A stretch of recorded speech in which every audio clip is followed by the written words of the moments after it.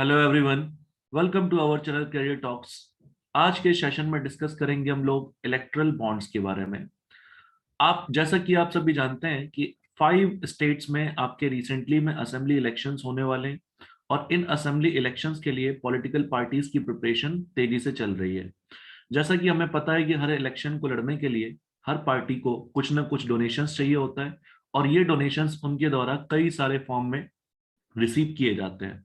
उसी प्रोसेस में डोनेशन को रिसीव करने का एक तरीका है इलेक्ट्रल बॉन्ड्स। और इलेक्ट्रल बॉन्ड्स के जो जरिए ये डोनेशन रिसीव किया जाएगा उनके द्वारा, उसका भी प्रोसेस यहाँ पे चालू कर दिया गया है।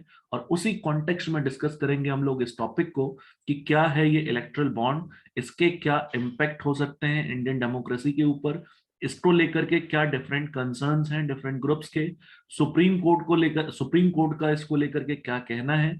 और उसी कॉन्टेक्स्ट में डिस्कस करेंगे हम लोग इस पूरे इश्यू को, इलेक्ट्रल बॉन्ड को और इसके इम्पैक्ट और कंसर्न को। तो चलिए स्टार्ट करते हैं फिर हम लोग अपने आज के इस सेशन को। देखो, पास्ट में सुप्रीम कोर्ट के द्वारा इलेक्ट्रल बॉन्ड्स को लेकर के कई इंपॉर्टेंट कमेंट्स किए गए हैं। यहीं पर इलेक्ट्रल बॉन्ड्स के नेचर को लेकर के सुप्रीम कोर्ट के चीफ जस्टिस ने एक समय पे ये कहा था कि मान लो एक पॉलिटिकल पार्टी है जिसको इलेक्ट्रल बॉन्ड के माध्यम से डोनेशन प्राप्त होता है, तो अगर इलेक्ट्रल बॉन्ड जो स्कीम है उसमें एनोनिमिटी दी जाएगी यहाँ पर, कि ना तो ये बताना है कि भाई डोनेशन किसने दिया है और ना तो ये बताना है कि डोनेशन कितना मिला है, तो क्या गारंटी है कि जो पॉलिटिकल पार्टीज को जो डोनेशन मिला है उसका इस्तेमाल वो केवल पॉलिटिकल एक्टिविटीज के लिए करेगी?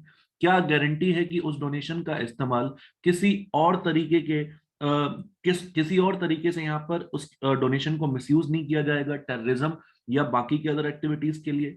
या फिर क्या गारंटी है कि उस पैसे का इस्तेमाल पॉलिटिकल पार्टीज प्रोटेस्ट को ऑर्गेनाइज करने के लिए और कंट्री को अनस्टेबल बनाने के लिए नहीं करेंगे?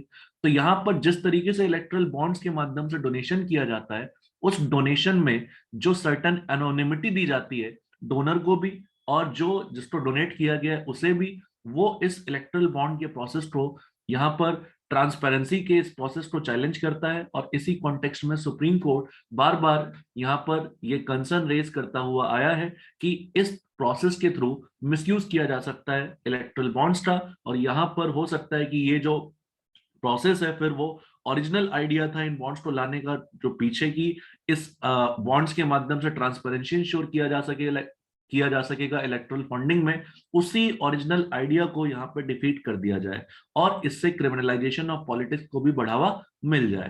तो अब ऐसे में समझना पड़ेगा हमें कि क्या है प्रोसेस इलेक्ट्रल बॉन्ड्स का जिसके माध्यम से डोनेशन किया जाता है और ये डोनेशन किस तरीके से किया जाता है। तो देखो, इलेक्ट्रल बॉन्ड्स के माध्यम से डोनेशन जो किया जाता है, देखो ये इसका सिस्टम अनाउंस किया गया था 2017 में। 2017 के यूनियन बजट में डिसाइड किया गया था कि जो डोनेशन का प्रोसेस है उसको ट्रांसपेरेंट बनाया जाएगा। सरकार की तरफ से एटलीस्ट यही कहा गया था कि डोनेशन, पॉलिटिकल पार्टीज को डोनेशन के प्रोसेस को हम लोग ट्रांसपेरेंट बनाएंगे। तो उसी प्रोसेस में इंट्रोड्यूस किया गया था इलेक्ट्रल बॉन्ड्स। और ये इलेक्ट्रल बॉन्ड्स एक तरीके के आपके इंटरेस्ट फ्री इंस्ट्रूमेंट्स होते हैं, इंटरेस्ट फ्री बियरर इंस्ट्रूमेंट्स होते हैं। Now interest free bearer instrument का क्या मतलब होता है? इसका मतलब ये होता है कि इस तरीके के बॉन्ड को परचेज करते समय पर ना तो बायर को अपनी इंफॉर्मेशन देनी है, यानी कि बॉन्ड को आप इंस्ट्रूमेंट मान सकते हैं, तो इस इंस्ट्रूमेंट को परचेज करते समय पर ना तो बायर को अपनी इंफॉर्मेशन देनी है, ना ही वो बायर जिसके लिए ये बॉन्ड परचेज कर रहा है, यानी कि जिसको वो डोनेट करेगा उसके बारे में कोई इंफॉर्मेशन देनी है। तो इस वजह से यहाँ पर ये एक तरीके से इंटरेस्ट फ्री बियरर इंस्ट्रूमेंट हो जाता है। इंटरेस्ट फ्री इस वजह से क्योंकि इस बॉन्ड को परचेस करने पे कोई इंटरेस्ट नहीं मिलेगा, इसको केवल डोनेशन पर्पस के लिए इस्तेमाल किया जाना है। तो इसलिए इस इलेक्ट्रल बॉन्ड को हम लोग कहते हैं इंटरेस्ट फ्री बियरर इंस्ट्रूमेंट, जिसका इस्तेमाल किया जाएगा पॉलिटिकल पार्टीज को मनी डोनेट करने के लिए। और इसकी सबसे बड़ी फीचर ये है कि जो भी इसमें डोनेशन होगी उसमें ना तो बायर के बारे में कोई इंफॉर्मेशन होगी इस बॉन्ड के, और ना ही जिसको डोनेट किया जा रहा है उसके बारे में कोई इंफॉर्मेशन होगी। तो जो डोनेशन किया जाएगा, इस डोनेशन को कंप्लीटली एनोनिमसली किया जाएगा और ये डोनेशन केवल पॉलिटिकल पार्टीज तक लिमिट रहेगी। ये फीचर्स को फुलफिल करने के लिए यहाँ पर इंट्रोड्यूस किया गया था 2017 के यूनियन बजट में इलेक्ट्रल बॉन्ड के कॉन्सेप्ट को। अब ये जो बॉन्ड है, ये बॉन्ड को मल्टीपल 1000 के मल्टीपल्स या 10,000 के मल्टीपल्स या 1 लाख के मल्टीपल्स या फिर 10 लाख के मल्टीपल्स या 1 करोड़ या 2 करोड़, 3 करोड़, 4 करोड़, 100 करोड़, इस पे कोई लिमिट नहीं है यहाँ पर। और कितनी भी अमाउंट में डोनेशन इन फ्रैक्शंस के मल्टीपल्स में यहाँ पे करी जा सकती है और कोई भी लिमिट नहीं है, और एनोनिमसली तरीके से ये कंप्लीटली यहाँ पर डोनेशन किया जा सकता है। अब जो इस तरह के बॉन्ड को इश्यू करने की जिम्मेदारी दी गई है वो आपका स्टेट बैंक ऑफ इंडिया को दी गई है। State Bank of India is the only bank authorise to sell them right now. So यहाँ पर स्टेट बैंक ऑफ इंडिया जब भी इलेक्शन आने वाले होते हैं टाइम टाइम से इनके द्वारा जारी किया जाता है 10 दिन के लिए इस तरह के बॉन्ड्स को। और अक्सर यहाँ पर जब जब सेंट्रल गवर्नमेंट स्पेसिफाई करेगी कि कब बॉन्ड जारी किया जाना है तो उसी समय पर अक्सर जनवरी के महीने में, अप्रैल के महीने में, जुलाई या अक्टूबर महीने में चुनाव जब नजदीक होते हैं उस समय के दौरान एसबीआई के द्वारा इस तरह के बॉन्ड को इशू किया जाता है। अब यहाँ पर इस प्रोसेस में डोनेट कौन कर सकता है? तो इस प्रोसेस में कोई भी व्यक्ति डोनेट कर सकता है, वो चाहे आपका कोई इंडिविजुअल है या फिर आपका ग्रुप ऑफ इंडिविजुअल है या फिर एनजीओ है या किसी प्रकार का कोई रिलीजियस या अदर टाइप का ट्रस्ट है।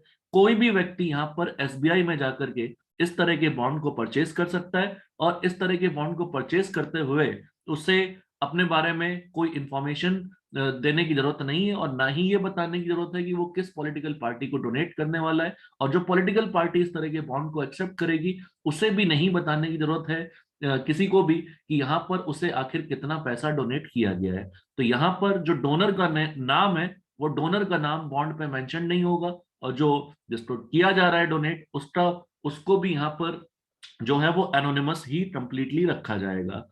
फिर ये जो बॉन्ड है इस बॉन्ड को जिस पॉलिटिकल पार्टी को डोनेट किया जा रहा है उस पॉलिटिकल पार्टी को 15 दिन के अंदर अंदर 15 दिन के अंदर अंदर यहाँ पर इस बॉन्ड को एनकैश कराना होगा अपने वेरीफाइड अकाउंट में। और अगर 15 दिन का समय ये एक्सपायर हो जाता है तो ये अपने आप ये सारा का सारा पैसा इस बॉन्ड का अपने आप चला जाएगा प्राइम मिनिस्टर रिलीफ फंड में। तो 15 दिन के अंदर अंदर रिडीम कराना पड़ेगा उस पॉलिटिकल पार्टी को जिस पॉलिटिकल पार्टी के लिए ये बॉन्ड परचेज किया गया था। तो इस तरीके से इलेक्ट्रल बॉन्ड जो है वो यहाँ पर फैसिलिटेट करता है डोनेशन को डिफरेंट पॉलिटिकल पार्टीज के लिए। अब गवर्नमेंट का क्या कहना था शुरुआत में? तो देखो, गवर्नमेंट का शुरुआत में ये कहना था कि इससे ट्रांसपेरेंसी बढ़ेगी। ट्रांसपेरेंसी कैसे बढ़ेगी? क्योंकि भाई जो ये बॉन्ड इश्यू किया जाएगा वो केवल चेक के बदले किया जाएगा। ठीक है, इसमें कैश के थ्रू हम लोग बॉन्ड नहीं खरीद सकते, इसमें केवल चेक के थ्रू ही आपका बॉन्ड को परचेस किया जाएगा। तो अगर चेक के थ्रू यहाँ पे बॉन्ड को परचेस किया जा रहा है तो इसका मतलब इसका जो पूरा का पूरा रिकॉर्ड होगा वो रिकॉर्ड कहीं ना कहीं एसबीआई के पास होगा। और एसबीआई के पास जब ये रिकॉर्ड होगा तो गवर्नमेंट जो है वो गवर्नमेंट कभी भी एसबीआई से इंफॉर्मेशन ले सकती है कि किस तरीके से यहाँ पर ये किस व्यक्ति ने यहाँ पे फंडिंग करी है और इस तरीके से गवर्नमेंट इस सेंस में इंफॉर्मेशन प्राप्त कर सकती है। अब इसी को लेकर के एक इशू भी है कि गवर्नमेंट में एक रूलिंग पार्टी है तो उस रूलिंग पार्टी को सारा इंफॉर्मेशन मिल सकता है भाई कि कौन व्यक्ति डोनेट कर रहा है, कौन सी कंपनी ने डोनेट किया है। रूलिंग पार्टी इंफॉर्मेशन प्राप्त कर सकती है क्योंकि रूलिंग पार्टी तो गवर्नमेंट में है और गवर्नमेंट का एसबीआई पे कंट्रोल है। तो एसबीआई से इंफॉर्मेशन लेकर के गवर्नमेंट तो जान सकती है कि कौन डोनेट कर रहा है कौन नहीं, लेकिन गवर्नमेंट के सिवा बाकी कोई और नहीं जान सकता है। बाकियों के लिए कंप्लीटली एनोनिमस है इंफॉर्मेशन कि कौन डोनेट कर रहा है कौन नहीं। तो इस तरीके से गवर्नमेंट का कहना है कि हमें पता चलता रहेगा कि किसने डोनेट किया है और इस तरीके से ट्रांसपेरेंसी आएगी। बट अगर देखा जाए तो वोटर्स से ये कोई इंफॉर्मेशन शेयर नहीं करी जाएगी कि कौन डोनेट कर रहा है। किसी भी तरीके से कोई और पार्टी को या किसी और बॉडी को ये नहीं पता होगा, उस सभी कंटेक्स्ट में से एनोनिमस रखा जाएगा। तो गवर्नमेंट ये कह रही थी कि इस तरीके से एनोनिम जो ट्रांसपेरेंसी है उसको हम बढ़ावा दे पाएंगे।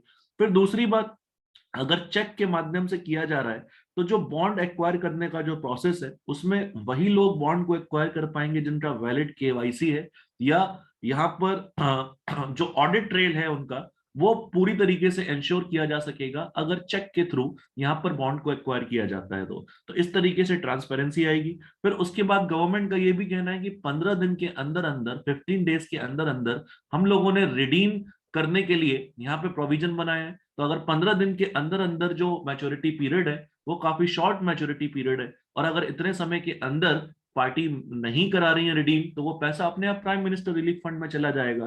तो इस शॉर्ट मैच्योरिटी पीरियड के कारण जो इस तरह के बॉन्ड्स हैं उसका मिसयूज जो है वो कम से कम होगा। ये गवर्नमेंट का स्टैंड है आपका। लेकिन अगर डिफरेंट एक्टिविस्ट की माने हम यहाँ पर, डिफरेंट जो एसोसिएशंस हैं उनकी माने यहाँ पर, तो इस तरीके से जो इलेक्ट्रल बॉन्ड्स का जो कॉन्सेप्ट है ये एक तरीके से डेमोक्रेसी के प्रति एक ह्यूज ब्लो है। क्यों है? क्योंकि यहाँ पर पॉलिटिकल पार्टीज को पहले जितना भी डोनेशन मिलता था 20,000 रुपीज से ऊपर, उसकी सारी की सारी इंफॉर्मेशन उनको डिस्क्लोज करनी पड़ती थी।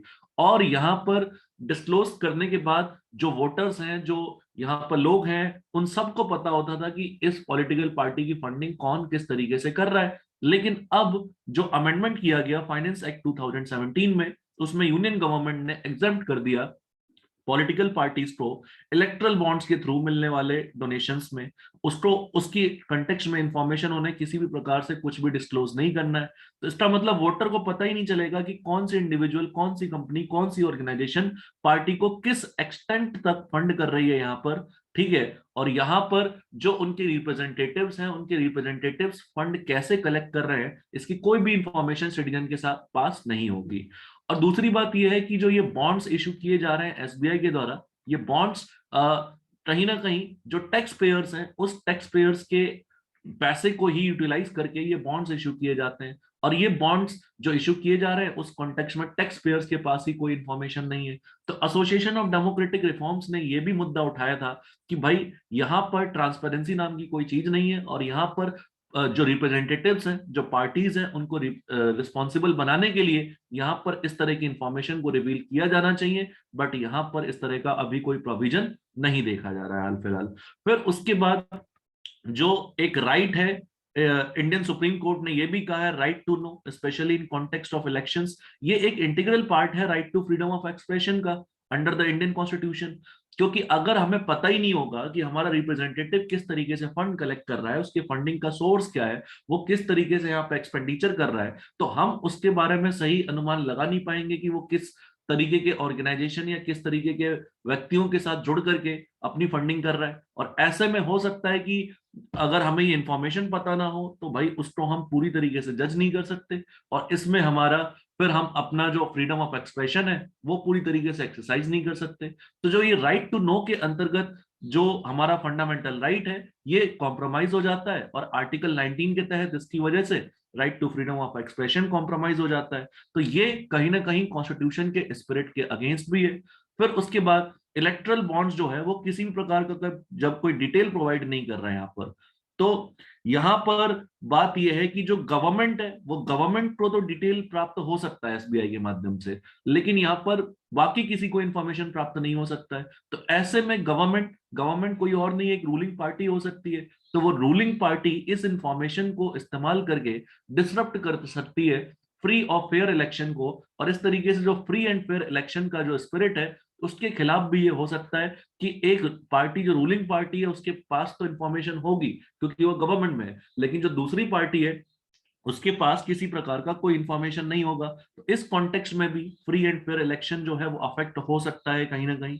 फिर उसके बाद बात करें नेक्स्ट, तो इस तरह के जो प्रोविजंस हैं वो क्रोनी कैपिटलिज्म को बढ़ावा दे सकते हैं, क्योंकि इलेक्ट्रल बॉन्ड्स के अंदर कोई लिमिट तो सेट की नहीं गई पॉलिटिकल डोनेशंस को लेकर के। तो जो कॉरपोरेशंस हैं, जो कंपनीज हैं, वो अनलिमिटेड अमाउंट यहाँ पे पॉलिटिकल पार्टीज को फंड करके अपने जो काम है वो निकलवा सकते हैं यहाँ पर। और इस तरीके से जो नेक्सस है, एक जो कैपिटलिस्ट क्लास या एक जो कॉर्पोरेट क्लास जो है और एक पॉलिटिकल क्लास जो है, उसके बीच में जो नेक्सस है, उस नेक्सस को फैसिलिटेट करने में ये इलेक्ट्रल बॉन्ड्स जो है आपकी वो बहुत बड़ी भूमिका निभा रहा है। और इस तरीके से जो जब उनके हक में पॉलिटिकल पार्टीज चुनाव जीतने के बाद उनके पैसों से फिर उनके हक में काफी सारी पॉलिसीज लाएंगी, उनको बढ़ावा दिया जाएगा कुछ ही इंडस्ट्रीज को जिन्होंने फंडिंग करी है। तो इसी मॉडल को कहते हैं हम लोग क्रोनी कैपिटलिज्म मॉडल। और इस तरीके से इलेक्ट्रल बॉन्ड्स के माध्यम से जो क्रोनी कैपिटलिज्म का मॉडल है उसको बहुत हद तक बढ़ावा देखने को मिलेगा हमें, और ये एक चिंता का विषय हो सकता है। तो इसी कॉन्टेक्स्ट में सुप्रीम कोर्ट बार बार यहाँ पर ये एड्रेस करता हुआ आया है कि इसके मिसयूज को रोकने के लिए सरकार कुछ इफेक्टिव स्टेप ले, लेकिन फिलहाल एज सच कोई सिग्निफिकेंट स्टेप लिया नहीं गया है। और इस बार भी 5 राज्यों में इलेक्शन से पहले इस तरह के इलेक्ट्रल बॉन्ड्स को इशू किया जा रहा है और उसके माध्यम से डोनेशन कंटिन्यू करी जा रही है। तो दोस्तों ये था इलेक्ट्रल बॉन्ड को लेकर के एक होलिस्टिक एनालिसिस। आई गेस आपको इसके इम्पैक्ट और कंसर्न समझ में आए होंगे। So that's all for my side everyone, thank you and have a good day to all of you.